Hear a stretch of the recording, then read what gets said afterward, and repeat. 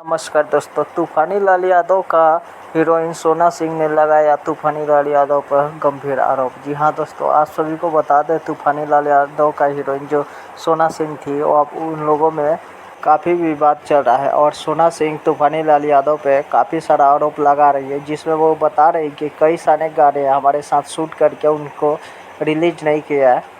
और इसके अलावा वो ये भी बता रहे हैं कि मुझे शादी का झांसा दे करके तूफानी लाल यादव ने इतने दिन मुझे यूज़ किया और मेरे साथ गलत भी काम किए और अभी वो छोड़ कर के मुझे चले गए।